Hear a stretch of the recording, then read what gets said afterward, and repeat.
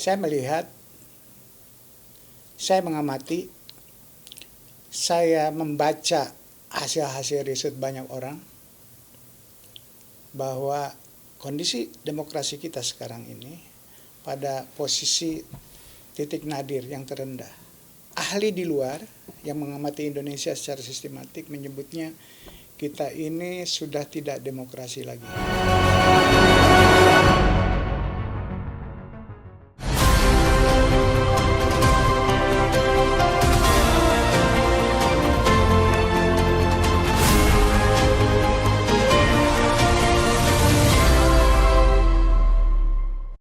Sobat Leader, kita berjumpa kembali. Dari Menara Kartika Chandra Jakarta, inilah Freddy dengan Leader Channel TV. Sobat Leader, hari ini Leader Channel tidak sedang membahas kekuasaan. Kita sedang membahas kepercayaan yang retak. Apa iya? Nah, ketika harga naik misalnya, ketika suara publik terasa jauh dari pengambil kebijakan, dan ketika lembaga pengawas dianggap lagi tidak menggigit, muncul kegelisahan dari kalangan intelektual yang memang mereka tugasnya selalu memberikan kritik. Salah satunya datang dari Profesor Dr. Saiful Mujani, MA, yang kini sangat viral. Selamat datang, Profesor. Halo, Bung. Beliau menyampaikan pernyataan keras tentang arah demokrasi kita. Nah, apakah ini sekedar kritik atau sinyal bahwa ada yang tidak baik-baik saja di Republik ini? Mari kita kupas who, why, and how bersama Profesor Dr. Saiful Mujani. Terima kasih. Master of Art. Ini nggak main-main, ini bukan honoris causa kan?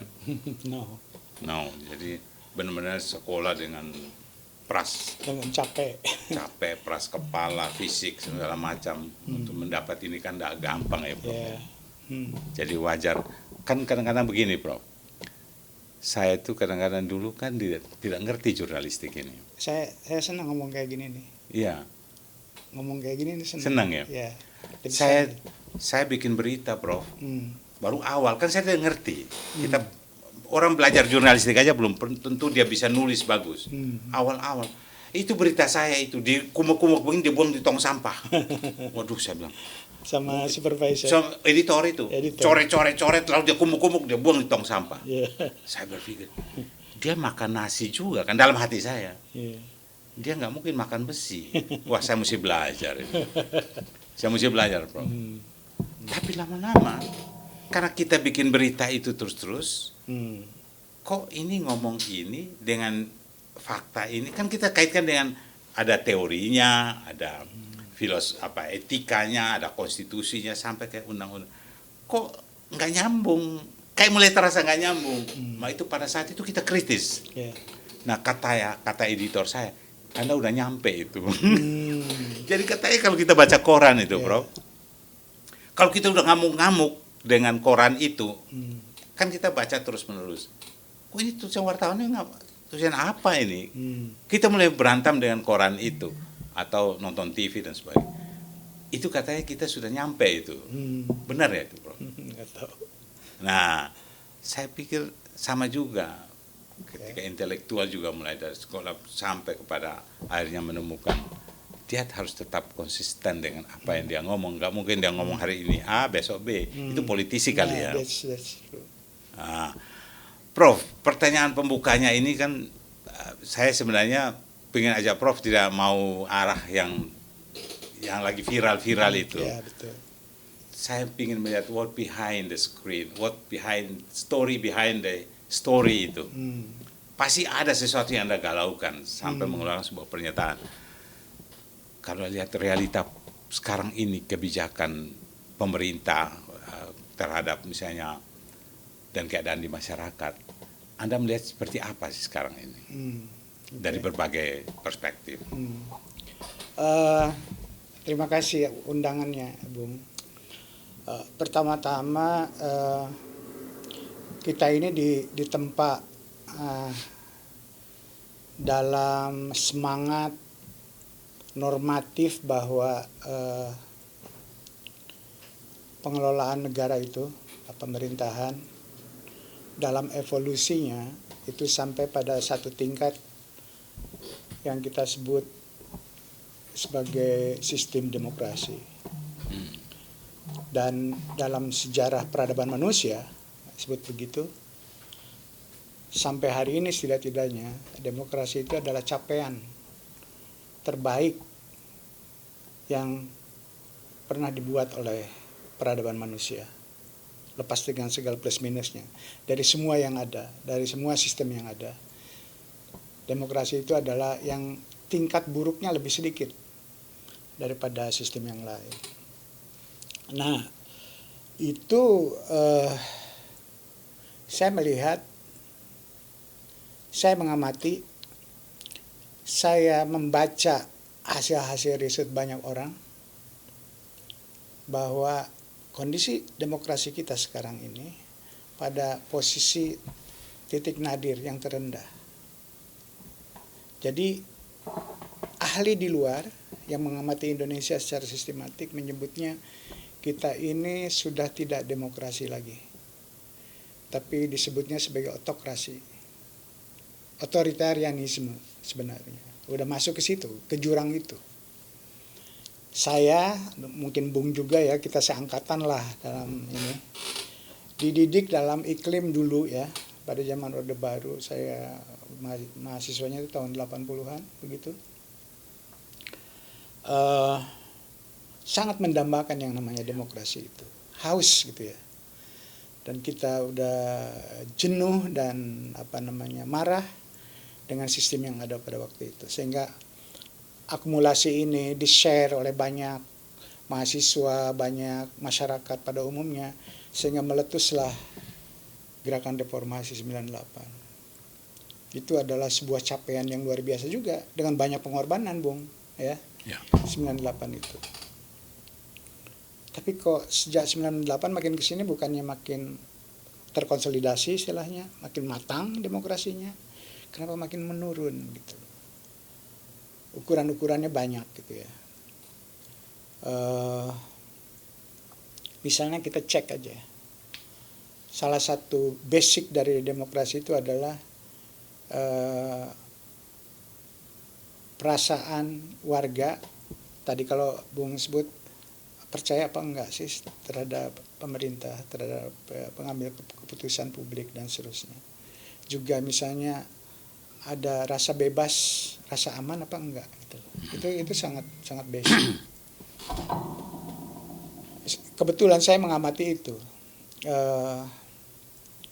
Bagaimana masyarakat sendiri di samping di tingkat elitnya, di tingkat sebut orang yang kompeten untuk mengamati kondisi demokrasi kita, sampai pada kesimpulan yang saya sebutkan tadi, demokrasi kita berada pada titik yang terburuk sekarang ini sejak zaman reformasi gitu ya. Kalau diangkakan dari 0 sampai 10 ya cuma 3. Kalau mau disederhanakan ya. Kalau pakai 100 ya 30, pakai angka 100 ya 30%. Artinya nggak lulus kan. Kalau sekolah skor kita hanya 3. Bukan lolos lagi itu, iya, titik kan? nadir. Di bawah 6, ya kan? Di bawah 5 lah setidaknya. Jadi kita tidak, kondisi kita seperti itu. Nah, kalau ditanya pada masyarakat sendiri ya, kalau yang tadi kan penilaian dari ahli yang mengamati kondisi kita, yang dilakukan tiap tahun sebenarnya. Kalau ditanya pada masyarakat kita sendiri, kita tanya misalnya, bagaimana Anda menilai masyarakat pada umumnya di sekitar Anda? Apakah merasa takut atau tidak takut bicara tentang politik? Itu kan ukuran. Apakah suasana bebas, ukurannya bebas itu satu komponen yang sangat penting dalam demokrasi. Iya. Kalau ada rasa takut, berarti kan tidak bebas. Saya melakukan menanya itu sejak 99 sampai sekarang. Sekarang tuh ya bulan ini saya tanya gitu ya di publik. saya mendapatkan gambaran waktu orang yang mengatakan, saya melihat masyarakat kita pada umumnya takut bicara politik. Itu pada tahun awal reformasi, tahun 2000-an awal, itu hanya sekitar 20%. Jadi 20% maksudnya yang merasa takut bicara politik. Artinya kan bagus. 80-nya tidak merasa takut, ya kan? Itu awal tahun 2000-an. Sekarang? Itu kemudian naik, orang yang merasa takut itu naik pelan-pelan. Terutama 5 tahun terakhir. Sekarang mayoritas penduduk dinilai oleh warga biasa tersebut takut bicara politik. Oh, takut, sudah naik ya. 55 sekarang dari 20. Ya. Itu what does it mean? Artinya tidak ada kebebasan. Kebebasan semakin sempit. Jadi mikir tuh orang ngomong tentang politik. Bersama dengan zaman dulu, hanya prosedural, Ya. kebebasan. Tapi sebenarnya nggak bebas. Nggak bebas, gitu kan. Gitu. Iya, benar. Itu. Tapi kalau kita tanya, bagaimana nggak bebas? Anda bikin ngobrol bebas, Anda ngobrol. Persis, itu yang perlu kita pahami bahwa orang kayak kita, ya itu mungkin relatif sedikit. Masuk dalam kategori yang kalau tadi kan 55-60, berarti kita masuk ke dalam yang 40. Ya dong, kayak gitu. Yang kita nggak merasa takut bicara politik apa adanya, kita bicara gitu, kritis. Tapi kalau masyarakat umumnya sekarang takut bicara politik. Era pasca reformasi itu kan kita merindukan suatu sirkulasi elit yang bagus dan kita melahirkan banyak pemimpin.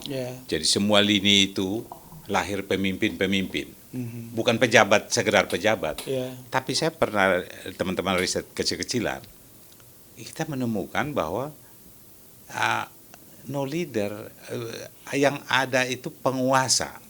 Banyak melahirkan penguasa, tapi minim leader. Pasca reformasi, kayak ada. Nah, makin kesini makin semua berubah, bahkan bukan penguasa saja, pengusaha.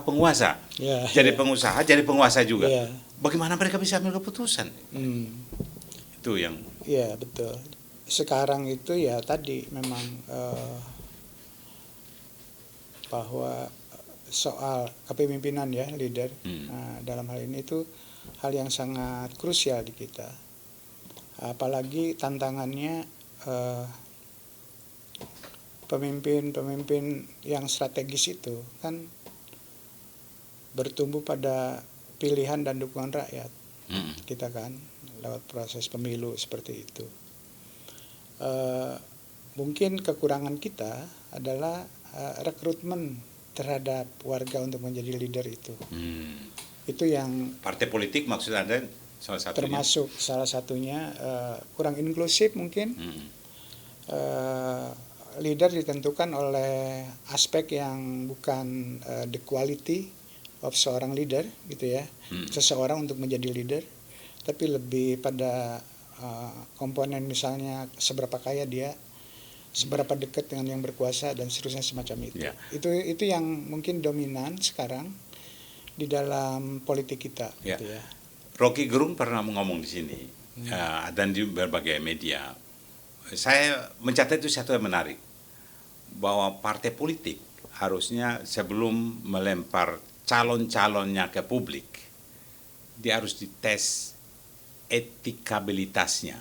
Menarik itu, artinya etiknya itu kayak apa untuk masuk di ruang jabatan publik itu, kan dia mesti berperilaku di situ.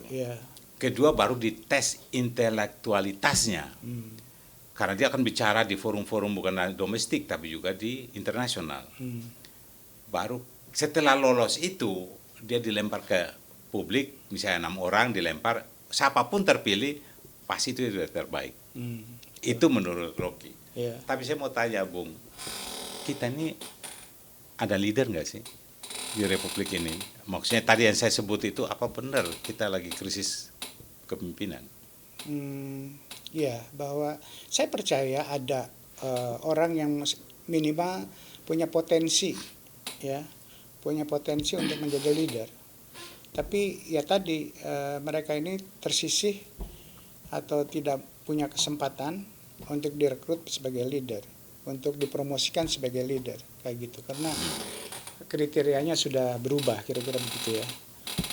Lebih pada aspek-aspek yang non quality itu tadi, misalnya pertama orang itu tadi punya nilai-nilai etik kepantasan misalnya, pantas atau tidak pantas, nilai-nilai inklusivitas, artinya dia itu punya kemampuan untuk mengakomodir berbagai keragaman yang ada dalam masyarakat, walaupun tahu bahwa dalam politik itu ya tidak homogen. Tapi seorang leader, begitu dia menjadi, sebutlah jadi presiden begitu, semuanya itu harus diakomodir. Apakah dia menjadi oposisi, apakah dia menjadi kekuatan partai yang berbeda dan seterusnya, semua itu harus diterima sebagai bagian dari sebuah republik. Ya, itu harusnya seperti itu.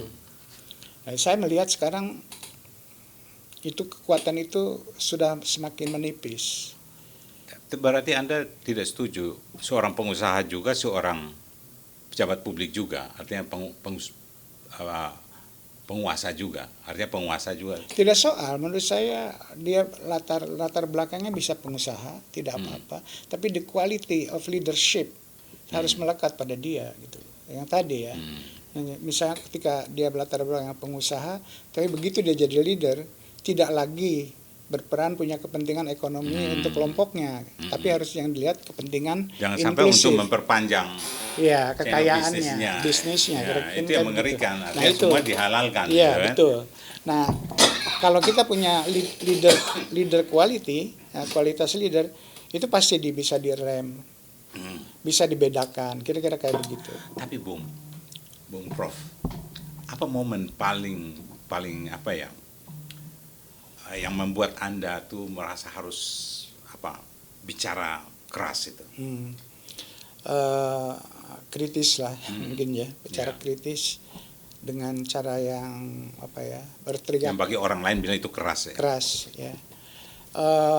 Itu akumulasi dari persoalan, dari masalah-masalah yang ada di kepala saya, yang dinyatakan ya, bukan dipidatokan. Itu dinyatakan dalam waktu yang terbatas kayak begitu. Misalnya saya minta Pak Prabowo turun gitu ya, itu mungkin dianggap keras, tapi itulah cara kritik yang harus saya lakukan supaya nyampe ke ujung-ujung negeri ini, kira-kira kayak gitu, Bung.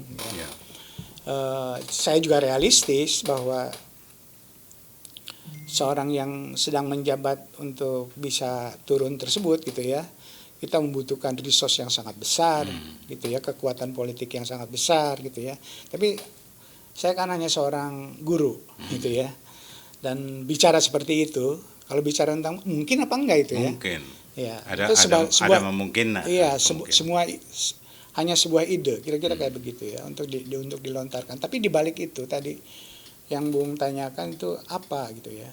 Tadi pertama, tadi saya memulainya dari yang fundamental, capaian dari kita, amanat dari evolusi politik kita 30 tahun terakhir sejak reformasi 98 adalah amanah kita adalah membangun politik yang demokratis.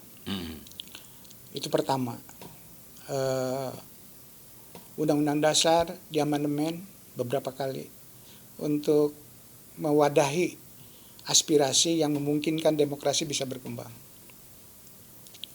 Saya melihat pada Pak Prabowo itu bukan isu yang penting, bahkan diabaikan menurut saya ya, menurut pemahaman saya. Itu artinya Pak Prabowo mengabaikan esensi dan pesan dari reformasi. Apa itu artinya? Gini, misalnya saya kasih contoh, di beberapa tempat sudah saya katakan, tapi karena itu pokok saya ulang lagi, bahwa dalam pidatonya Pak Prabowo begitu dia dilantik, kan pidato negara, dia mempersoalkan demokrasi kita dan mengharapkan kita punya demokrasi yang khas Indonesia. Apa itu demokrasi yang khas Indonesia gitu ya. Saya pelajari, dapat pernyataan Pak Prabowo sendiri. Itu harus dikonfirmasi kepada Pak Prabowo. Tapi saya karena itu udah dipublikasi, punya publik, layak sama saya di-share. Kalau ternyata tidak akurat misalnya beritanya, ya itu bisa dikoreksi, kira-kira begitu. Tapi informasi sementara ini, ketika ada aspirasi untuk mengamandemen kembali Undang-Undang Dasar pada zaman Pak Bambang Susatyo waktu itu 5 tahun yang lalu, kan ada aspirasi untuk mengamandemen Undang-Undang Dasar. Betul.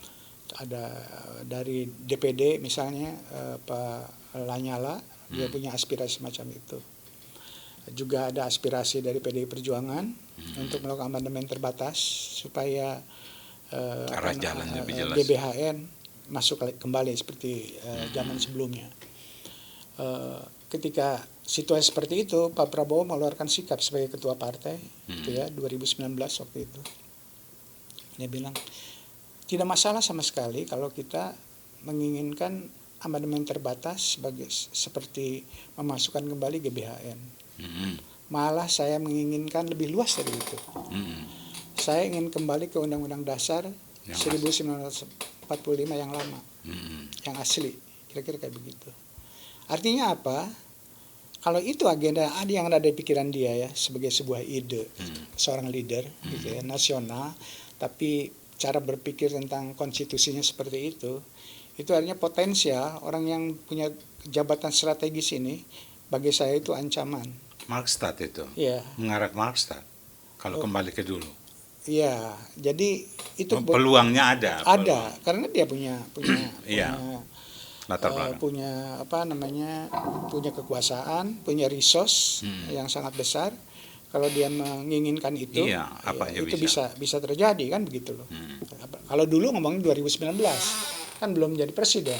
Sekarang udah jadi presiden kan gitu. 2026 sekarang. Sekarang jadi presiden kan dari konstitusi yang ada, jadi persis plus minusnya. Persis. Jadi kan gini Bung, dari hasil kajian di berbagai kawasan di dunia, gitu ya, perkembangan demokrasi di dunia 25 tahun terakhir, demokrasi mengalami penurunan di berbagai kawasan di dunia.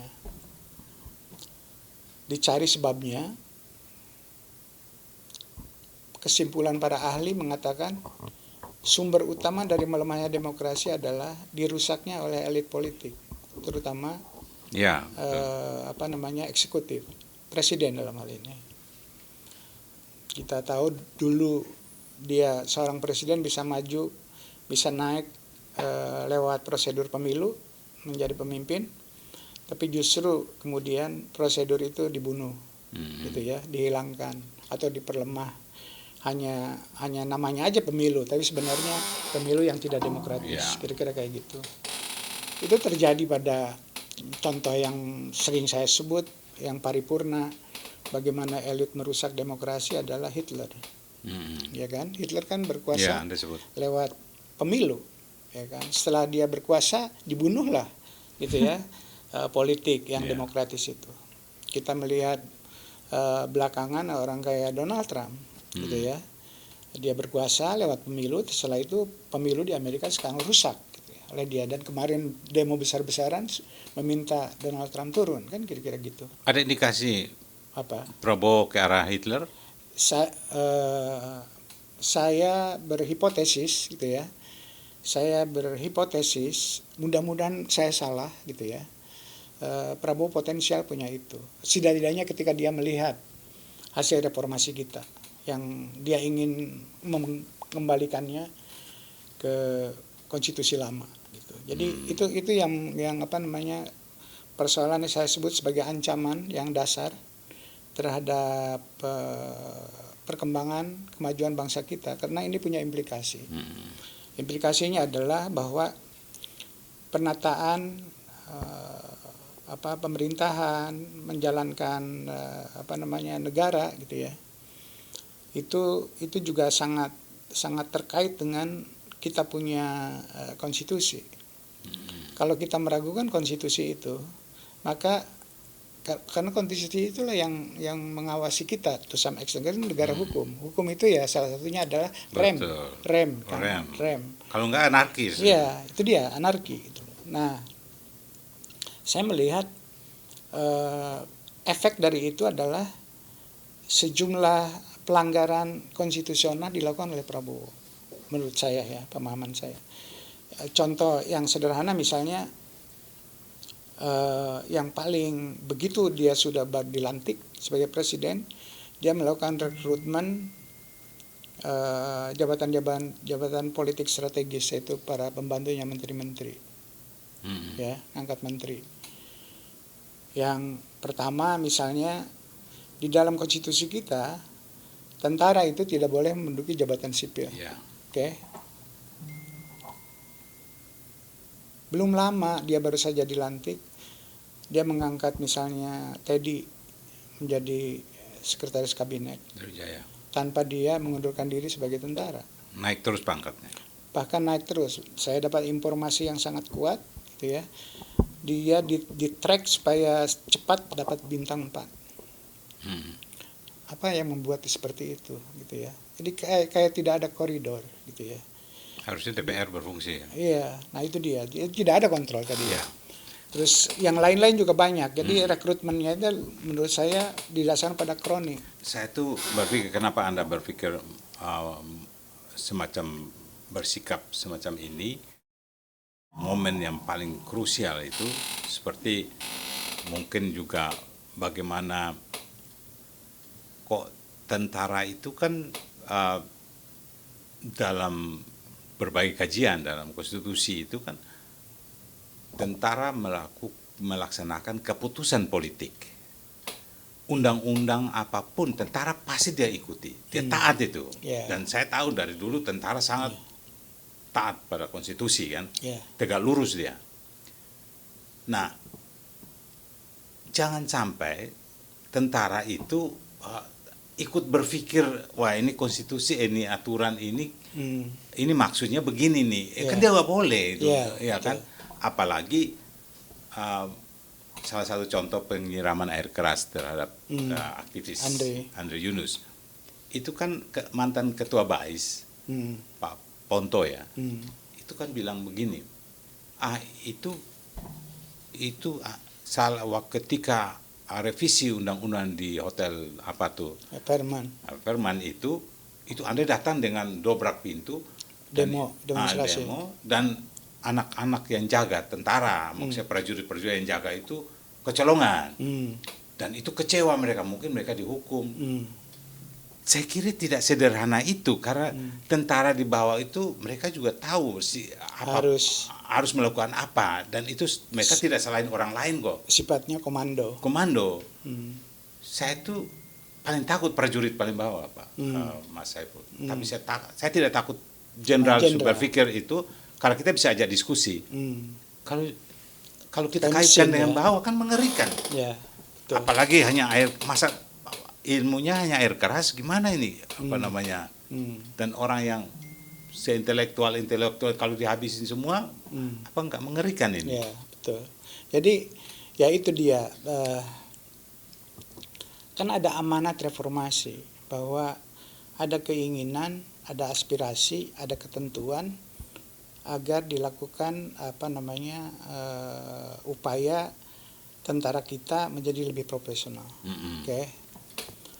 Oleh karena itu ada batasan, tidak seperti Orde Baru dulu, wilayah-wilayah mana tentara bisa berperan dan berfungsi, kira-kira kan begitu.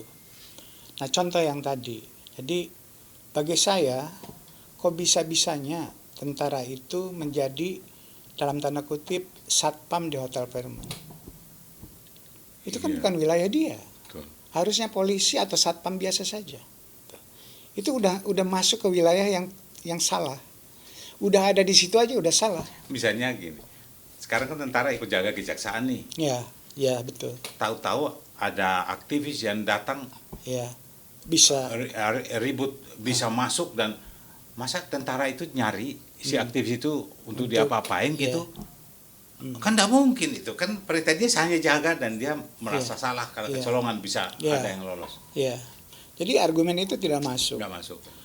Tapi yang paling dasar Pak, ya memang pesan profesional untuk jadi tentara itu, tentara tidak boleh ada di situ, tidak boleh di wilayah sipil. Misalnya kayak Pak Ponto tadi mengatakan, Saiful ngomong gitu bikin kita kaget, lagi tidur juga terbangun kayak Iya. gitu. Karena tentara memang dididik untuk begitu. Oleh karena itu jangan berada dan bergulat dalam wilayah sipil. Wilayah sipil kan relatif bebas. Orang bisa bicara apa-apa. Di tentara nggak ada bebas. Semuanya serba komando. Saya lihat tongkat komando tentara itu kan, coba lihat tongkat-tongkat itu kan lurus. Iya. Tongkat sipil itu Bengkok-bengkok. kayak ular-ular. Iya. Jadi kalau tongkat Nabi Musa kalau udah lepas kan ular itu Pak. Artinya siksak. Siksak, Sipil itu nggak bisa. Jadi kalau dalam pertemuan ada tentara, ada apa sih sipil mau bicara ini kan dulu ingat nggak? Fleksibel. Dulu ingat ya ada fraksi ABRI di DPR. iya. Kalau ada sipil yang ngomong itu tentara liatin aja tuh, yang anggota dari TNI Polri yang dari fraksi ABRI Iya. hanya liatin. Gitu ya. Kan dicurigai itu. Iya. Iya kan? Ya karena Eranya udah berubah. itu bukan dunia dia sebenarnya. Iya. Itu salah duduk, Anda kok berada di situ gitu. Nah, itu juga. Nah, lepas dari itu at least secara formal Pak Prabowo kalau punya komitmen terhadap profesionalisme tentara, orang seperti Teddy tidak boleh menjabat jabatan sipil strategis seperti itu kecuali dia mengundurkan diri. Satu. Kedua, di bawah Pak Prabowo inilah militerisasi terjadi besar-besaran Bapak gitu ya. Jadi ada batalion, penambahan batalion, targetnya 2029 itu disebutnya batalion pembangunan, 750 batalion di seluruh Indonesia. Jadi itu berada di wilayah sipil semua Pak. Jadi ini memang kontras banget. Oleh karena itu anggaran pertahanan itu melonjak luar biasa. Jadi ke sana arahnya.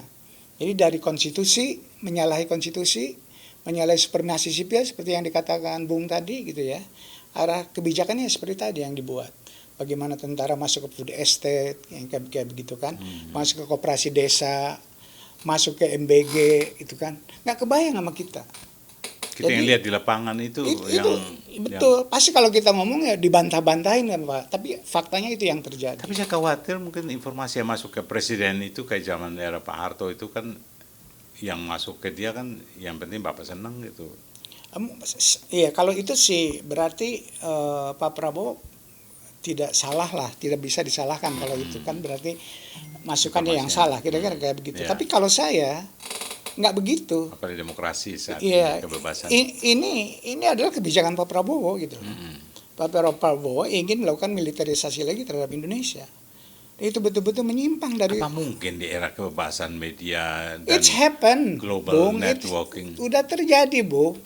Coba Bung pergi ya di mana-mana sekarang. Memang terasa, tapi kalau mau diformalkan kayak begitu, hanya main setengah itu yang kita nggak maju-maju, kepercayaan dunia akan hilang kayak gitu-gitu. Itu dia, itu kan implikasi semuanya. Ini Implikasinya merembet ke situ ya. Dan panjang itu, kosnya besar. Panjang pada kesejahteraan masyarakat gitu ya. Saya sangat mendukung bahwa tentara itu harus sejahtera. Betul, kita semua setuju. Kita sepenuhnya mendukung. Dulu anak tentara juga kan, jadi kita tahu bagaimana susahnya. Bung Saiful gimana? Enggak. Ada hubungan enggak tentara? Enggak ada. Punya saudara tentara? Enggak, kalau saya enggak. Saya sipil murni gitu ya. Jadi kita sangat mendukung. Kita sedih juga ya sebagai rakyat melihat kalau tentara kita nggak sejahtera. Rumahnya aja sederhana sekali gitu ya. Sedih saya melihatnya gitu. Sementara itu yang harus dipikirkan supaya dia menjadi tentara profesional. Jangan disuruh tani. Itu bukan pekerjaan dia. Persis seperti ya tadi yang saya ragu, orang seperti Teddy, kriterianya apa Teddy harus diangkat? Dipaksakan kayak begitu. Dan itu melanggar konstitusi dan melanggar undang-undang. Undang-undang yang baru dari TNI juga begitu, tidak dirubah. Sebenarnya kita ini jaga Teddy juga, dia masih muda dan jangan sampai malah orang jadi korban. Beliau kan namanya 5 tahun, tidak lama. 5 tahun sirkulasi elit ini kan tidak lama. Betul. Memang kadang-kadang di TNI itu udah bagus ya, dia punya jenjang jabatan itu. Seorang mulai diangkat dari komandan peleton itu pasti kriterianya nggak sembarang karena kenalan atau apa, nggak mungkin. Tapi managerial skillnya itu bagaimana sikap manajerialnya yang namanya military leader kan mulai dari jabatan terkecil. Bung, sebenarnya saya mau saya ingin masuk kepada apa namanya, yang menarik ini sekarang kan Anda kritik DPR, seolah-olah DPR ini nggak efektif, ya kan? Ada indikatornya nggak itu? Ya, jadi saya masuk dulu pada dari implikasi Pak Prabowo kurang komit terhadap konstitusi kita, itu berimplikasi pada kebijakan. Kebijakan itu harus bersandar kepada undang-undang yang jelas, yang mengikat, yang itu dibuat oleh pemerintah sama DPR kan, undang-undang itu. Betul. Nah, saya masuk ke situ ya. Nah, Pak Prabowo itu punya program unggulan. Ini kasusnya. Program unggulan pertama adalah MBG. Ya. Kemudian bikin Badan Gizi Nasional. Badan Gizi Nasional. Yang sebagai pelindungnya. Itu dasarnya hanya impres, Bung. Instruksi presiden, bukan undang-undang. Lemah sebenarnya. Itu satu. Oleh karena itu kemudian DPR tidak terlalu tahu, tidak terlibat dalam pembahasan. Misalnya MBG ini untuk apa sebenarnya? Harus ada kajian akademiknya, ya kan? Ini tidak ada. Impres langsung dari presiden. Dan DPR, apakah DPR protes? Saya nggak mendengar setidaknya sampai hari ini yang terpublish ke publik, kira-kira begitu. Jadi itu memang betul-betul fungsi legislasi, ya kan? Membuat undang-undang, kan fungsinya DPR itu satu membuat undang-undang kan, budgeting ya, dan pengawasan, ya kan? Nah, karena tidak dilibatkan dan undang-undangnya tidak ada, maka prosedur untuk kontrol terhadap pemerintah juga hilang. Ya, dulu kan kita kenal, Bung, anggaran yang presiden putuskan itu berapa nilainya? Itu kan dasarnya apa? Undang-undang. Masuk ke tingkat menteri berapa? Dasarnya juga undang-undang Katmen. Kemudian sampai ke dirjen. Sampai, nah, kalau angka MBG ini kan 350 triliun, let's say ya, setahun. Itu harus masuk, dasar keputusannya itu cukup impres apa harus undang-undang? Iya kan gitu. Itu kan badan khusus, Pak, gitu ya. Dengan anggaran sebesar itu gitu ya. Jangan kan itu. Kalau yang dulu misalnya anggaran desa, dana desa, itu dasarnya undang-undang, Pak. Dulu ya, pada zaman Pak Jokowi, desa itu. Harusnya ini dan dalam jumlah yang lebih besar, yang butuh itu uang rakyat, dan harus betul-betul diawasi. Tapi mungkin menyusul undang-undang kan biasa menyesuaikan. Nah itu dia, Pak. Jadi dilakukan dulu tanpa tidak ada undang-undangnya, tidak ada kajiannya untuk apa itu dibuat gitu ya. Oleh karena itu banyak spekulasi dan Pak Prabowo juga menangkap spekulasi yang berkembang di dalam masyarakat bahwa sebenarnya MBG itu makan gizi gratis itu sebenarnya program politik. Program politik yang tidak bisa dikontrol oleh legislatif. Itu adalah satu cara untuk kampanye lebih dulu gitu ya. Dan itu korupsi. Dugaan saya. Oleh karena itu harus DPR itu memeriksa itu. Tapi karena tidak ada landasan untuk mekanisme kontrol terhadap program itu, maka tidak jalan sampai hari ini. Saya khawatir karena dunia lagi jungkir balik ya, tanda kutip ya. Jadi orang kalau bikin tesis skripsi aja kasih masuk di ChatGPT ChatGPT nanti keluar satu tesis, satu disertasi baru disesuaikan dengan kan ini Republik rusak ini. Padahal dunia tetap mengikuti sekolah itu kan mesti ada jenjang-jenjang ininya. Jadi itu satu ya, misalnya MBG. Gini loh, Bung, kan yang dikatakan walaupun tidak didasarkan pada kajian akademik yang serius, MBG itu katanya untuk menanggulangi masalah stunting. Iya dulu begitu. Iya kan, klaimnya begitu. Soal stunting itu kan soal kekurangan gizi pada umur tertentu, ya kan? Kalau kita orang tua dikasih gizi yang lebih bagus ya tidak akan menanggulangi masalah stunting semacam itu. Stunting itu sensitif untuk anak yang berumur 3 tahun ke bawah. 1000 hari bahasanya itu. Jadi dari kandungan ibunya sampai berumur kurang lebih 3 tahun lah, gitu ya, setelah melahirkan. Nah, jumlahnya per tahun itu kan tidak lebih dari 10 juta orang. Kenapa proyek ini dibuat 80 juta setahun? Jadi yang 70 juta itu siapa gitu loh. Nah itu kan yang kayak gitu-gitu kan basic. Untuk dasar kita melakukan evaluasi, mencapai target atau enggak, target ini, program ini apa, budgetnya seperti apa, dan seterusnya dan seterusnya. Kita punya kewajiban untuk tahu itu. Itu hak kita sebagai warga negara, karena kita yang membayar semua itu lewat pajak. Tapi jangan-jangan memang keadaan kita ini memang menunjukkan bahwa sistem demokrasi kita sedang goyah sehingga semua orang bisa kebijakan dibuat semau aja. Sembarang, tidak tanggung jawab. Itu yang saya cemas, yang saya khawatir. Misalnya konstitusi nih, Bung, sekarang sedang diuji di Mahkamah Konstitusi. Konstitusi kita menetapkan bahwa anggaran pendidikan itu minimal harus 20% dari total APBN. Iya. Ya kan?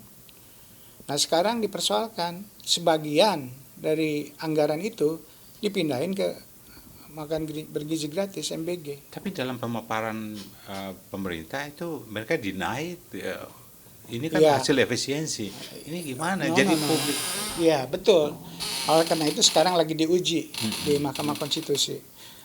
Mudah-mudahan kita melihat bahwa tidak apa-apa punya program makan bergizi gratis, tapi jangan menyalahi konstitusi, gitu loh, Bung. Nah, saya melihat Pak Prabowo tidak komit gitu loh terhadap konstitusi yang udah kita buat. Nah, itu yang saya sangat khawatir, dan banyak sekali kebijakan-kebijakannya yang menyimpang dari konstitusi. Yang lain misalnya contohnya otonomi daerah. Otonomi daerah itu amanat reformasi, gitu ya. Supaya kalau kita diskusi dengan Profesor Yas Rashid yang arsiteknya otonomi daerah, adalah bagaimana caranya daerah itu berdaya. Tidak seperti dulu pada zaman Orde Baru, karena itu tersentralisasi semua. Ketika terjadi krisis, daerah tidak bisa berbuat apa-apa. Nah, ini memberdayakan daerah supaya lebih adil juga. Ada pemerataan dan seterusnya. Ya. Harusnya amanat reformasi dan amanat konstitusi adalah kita terus memperkuat otonomi daerah ini. Salah satu fungsi daripada penguat dari otonomi daerah itu adalah masalah budget, ya kan? Ya, transfer dari pusat, ya kan? Di bawah Pak Prabowo ini itu dipotong gitu loh. Budget yang selama ini gitu ya. Bisa dilihat angkanya, saya tidak hafal gitu ya. Yang jelas mengalami penurunan yang sangat besar sehingga pemerintah daerah protes gitu. Itu yang sangat saya khawatir, punya implikasi terhadap stabilitas politik di daerah. Bung. Ini yang mengerikan. Nah, di mana batas antara tekanan publik yang sah dalam demokrasi dan tindakan yang berisiko melanggar hukum nih? Iya. Karena kondisi ini. Secara politik Pak ya, kita bisa diskusi secara konstitusional juga. Tekanan terhadap pemerintah itu adalah satu cara membantu pemerintah supaya bekerja waspada dan efektif. Presiden Prabowo mengakui itu. Ngomongnya begitu, oke. Dan kita berharap kayak begitu kan. Reactionnya. Iya, tapi kan banyak klaim-klaimnya dalam pidatonya beda dengan apa yang terjadi di lapangan. Kalau Bung perhatikan ya. Betul. Nah, jadi oleh karena itu jalannya itu pertama kalau secara formal, kalau kita tetap melihat secara lebih optimis dengan pemerintahan ini, jalannya kan ada dua. Intinya harus ada kontrol terhadap pemerintah, itu satu. Kontrol itu dari mana datangnya? Secara formal dari DPR.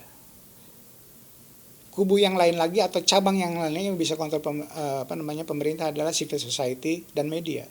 Ya kan itu. Nah, sekarang DPR menurut kesimpulan saya sementara ini tidak bisa diharapkan untuk kontrol terhadap pemerintah. Itu satu. Media juga harus disensor. kalau Bung kan punya pengalaman wartawan, ngobrol lah dengan teman-teman di media. Kebebasan media juga Kelihatan sekarang. berkurang. Dan misalnya saya kan apa ya, Ditahan iklannya aja udah puyeng. itu dia kan, itu dia. Nggak usah Jadi dicampur aduk gitu ya, antara bisnis dengan politik, dengan kontrol terhadap media. Ya, itu indikasi kontrol makin lemah di dalam pemerintahan yang Padahal sekarang. media itu tugasnya kontrol. Iya. Sebagai Terus bagian civil society siapa yang besar kan organisasi-organisasi Iya. keagamaan seperti NU dan Muhammadiyah gitu ya. Bisa mereka sekarang berfungsi sebagai kontrol seperti zaman Gus Dur mengontrol Pak Harto? Hilang. Ada yang bilang kemungkinan mereka udah dapat itu apa namanya tambang itu, proyek tambang, jadi mungkin Diam. dalam proyek juga ada masalah juga, Iya, bisa betul. jadi. Iya. Jadi itu Bung. Oleh karena itu sekarang andalannya adalah kemudian kepada civil society. Civil society makin shrinking, makin kecil kan gitu. Makin kecil. Makin kecil.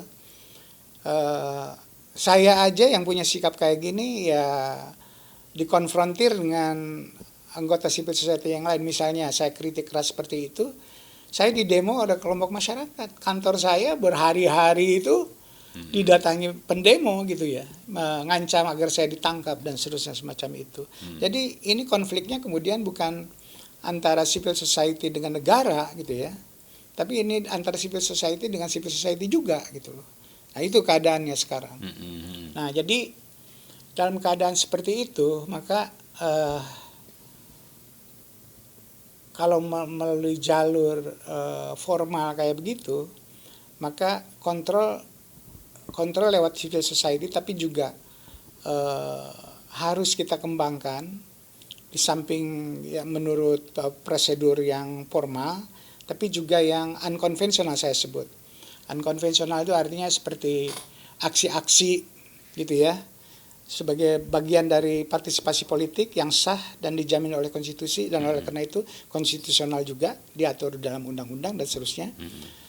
Tentu itu ada resiko misalnya tidak terkendali, itu bisa terjadi gitu. Tapi ya tetap aja itu bisa dilihat sebagai satu penyimbangan kalau ada kekerasan misalnya, dan sah hukum itu berjalan untuk menanggulangi masalah kekerasan tersebut. Tapi intinya adalah partisipasi sendiri, aksi-aksi itu adalah satu perbuatan yang sah di dalam menurut konstitusi kita. Nah, saya melihat itu satu jalan untuk mengontrol pemerintah dalam keadaan yang sangat buruk ini. Sangat tergantung nih. Kalau ekonomi yang keadaan ekonomi sekarang buruk gitu ya, berat lah setidaknya kayak begitu. Rupiah sekarang semakin lemah kayak begitu. BBM harganya naik kayak begitu. Pertumbuhan ekonomi tidak setinggi yang diharapkan oleh Pak Prabowo 8%, masih terlalu jauh kira-kira begitu. Kata Pak Prabowo udah bisa menciptakan lapangan kerja 1 juta dari MBG saja, itu kan yang dipidatokan. Tapi itu kan orang-orang yang udah punya pekerjaan, tinggal pindah aja ke MBG. Iya kan? Proyek namanya juga. Pindah kerjaan gitu loh Pak. Iya.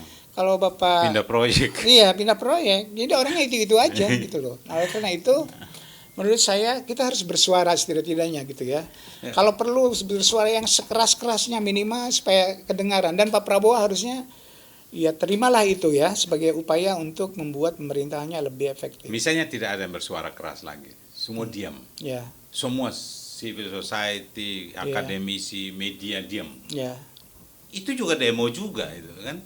Itu juga berbahaya kan? Sangat berbahaya. Iya, sangat berbahaya sebenarnya. Kalau orang semua diam kayak gitu ya, terjadi. Kalau kita keras sudah nggak bisa lagi, ya pasti lawannya diam. Iya betul. Kalau itu masih protes juga. Itu betul, protes juga. Dulu zaman Belanda, Bung, saya punya riset itu. Dia bagaimana rakyat di kampung itu lawan Belanda, diam mereka. Tapi rel kereta mereka pindahin. Belanda kejurungkel kemana-mana. Dan saya pikir di era yang terbuka ini, bahkan di Cina, yang saya baca beberapa laporan media, tulisan itu, tentara di dalam saja yang seolah-olah satu pada Xi Jinping, diam-diam mereka berontak membuat kubu-kubu juga. Ya. Apalagi Indonesia yang Indonesia. demokrasinya, kebebasannya kayak begini, semua orang tiap hari lewat, Media sosial. mengerikan loh. Ya. Setiap letupan itu Ya. bisa saja semua ada di dalamnya. Semua kepentingan ada di dalam, Iya, betul. yang tidak mungkin Iya. tidak melibatkan militer juga Iya, betul. dan polisi misalnya. Nah, ini saya kira presiden mesti lebih baik apa yang beliau sampaikan itu, kritikan dari civil society, para akademisi ini asupan yang beliau bilang itu asupan gizi Ya. bagi pengambilan keputusan. Harusnya. Normalnya begitu. Kalau demokrasinya memang jalan. Tapi kalau demokrasinya tidak jalan, itu nggak nyampe aspirasi itu.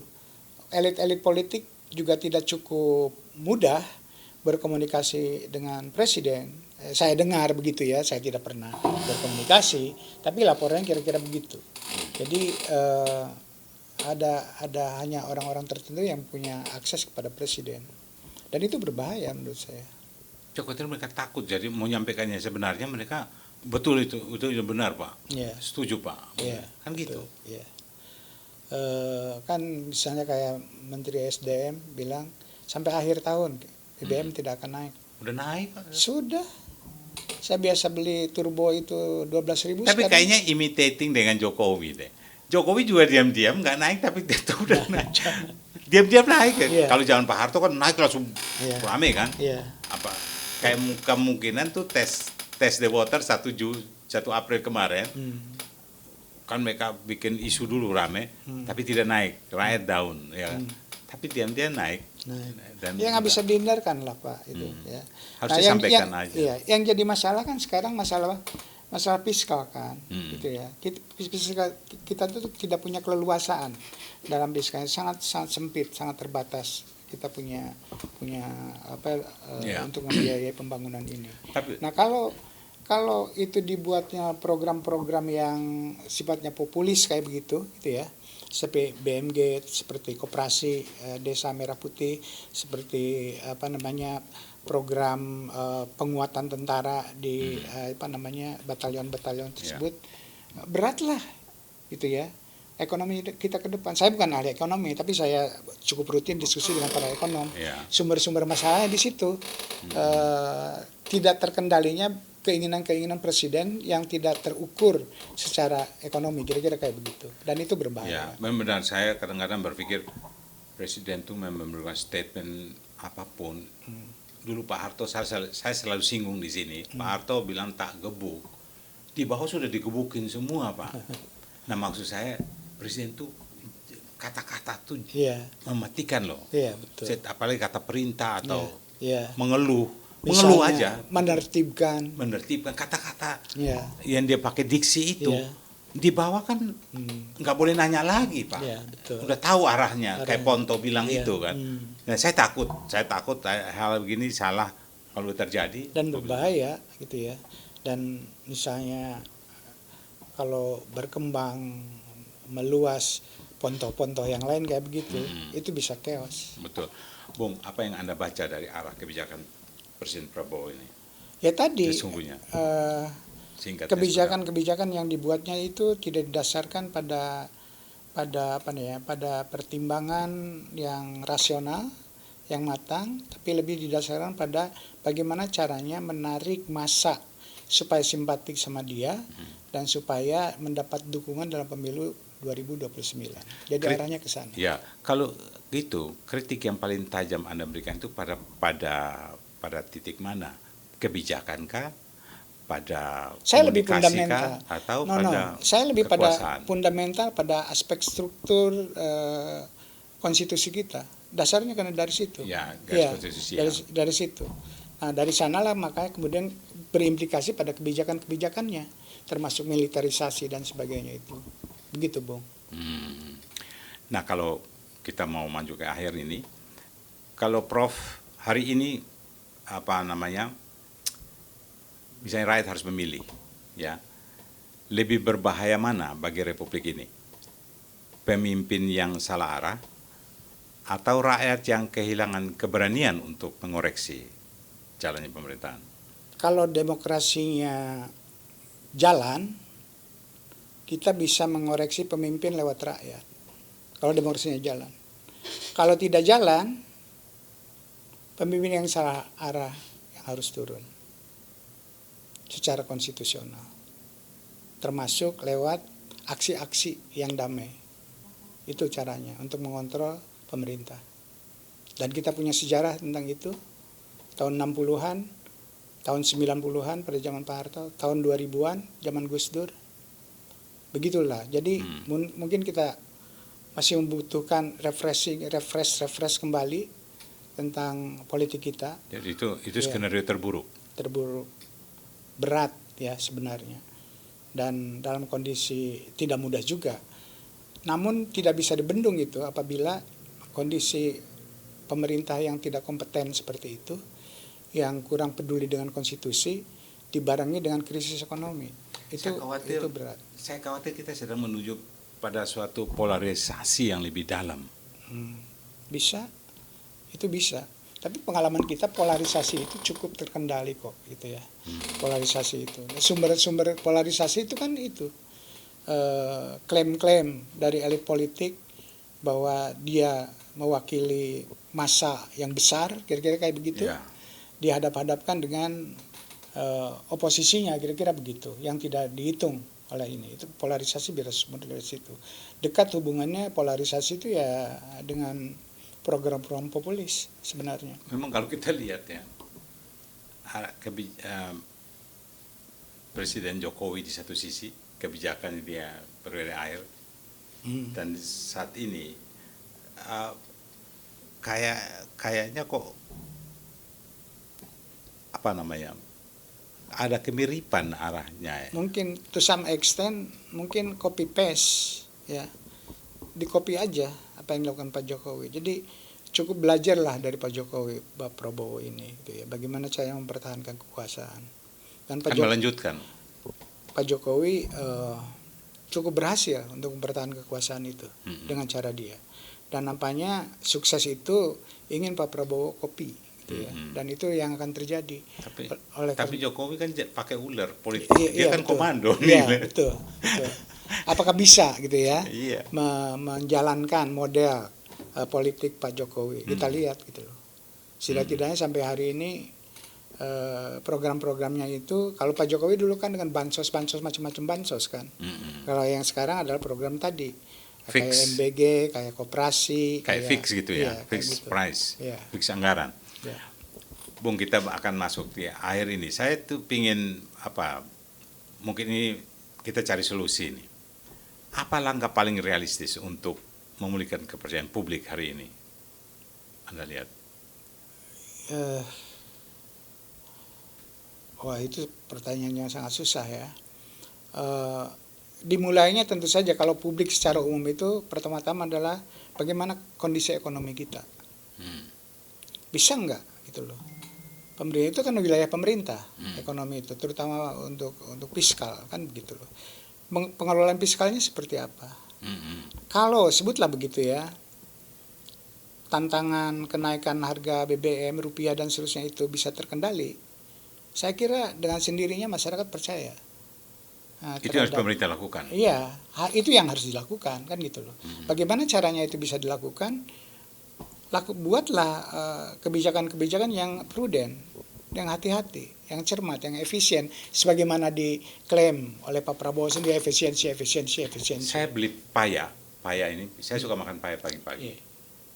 Saya beli separuh dulu, satu buah 15.000, kecil itu. Sekarang separohnya 15.000. Tadi baru. Jadi 100% naik ya. Ini mengerikan. Jadi orang ngomong plastik segala macam. Ya, saya baru plastik beli. hilang. Saya beli di itu aja. Saya beli di Alfa kayak gitu. Loh, mahal banget gue bilang gitu. Aja begitu doang. Tapi kita mesti siap-siap ini. Iya. Mudah-mudahan tidak tidurlah pemimpin kita. Karena kalau chaos, krisis ekonomi dengan arah kepemimpinan dan kebijakan seperti yang sekarang itu sangat berbahaya. Nah,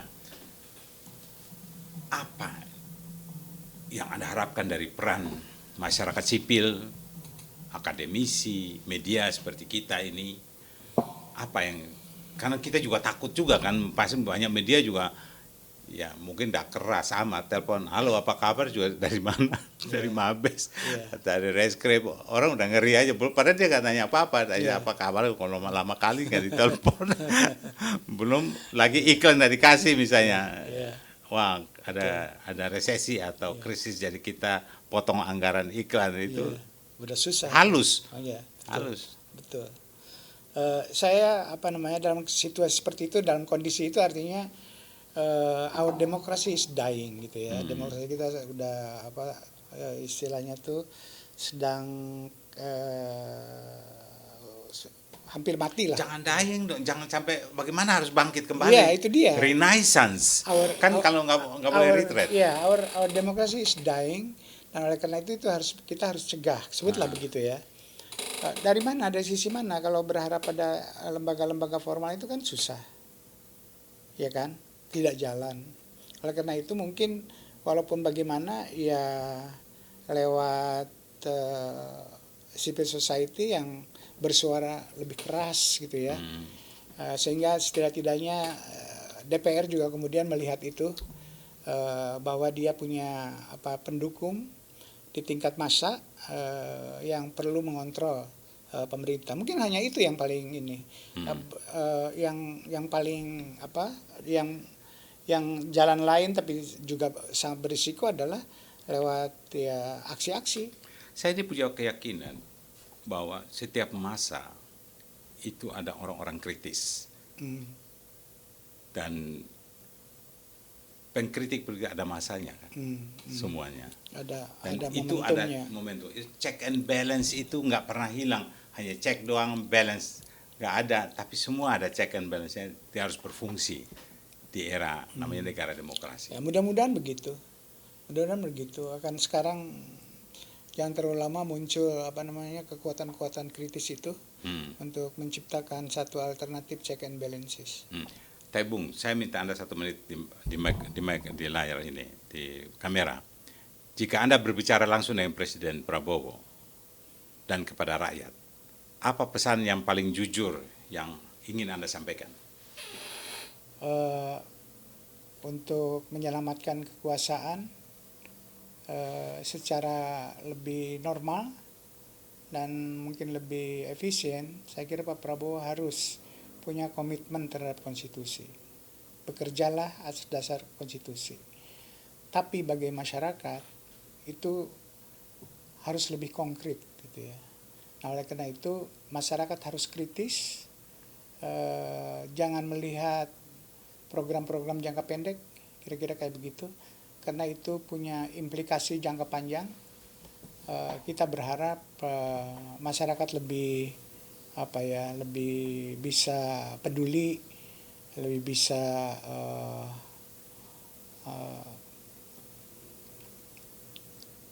solider, dukungan terhadap kepemimpinan yang muncul mungkin ya di dalam masyarakat itu sendiri, yang bersikap korektif terhadap pemerintah. Mungkin itu. Baik, terima kasih. Sobat Leader, demokrasi tidak runtuh dalam satu malam, dan ia melemah ketika kritik dianggap ancaman, dan ketika kebenaran tidak lagi punya ruang. Dari Profesor Dr. Saiful Mujani, kita belajar kegelisahan intelektual adalah tanda bahwa nurani Republik masih hidup.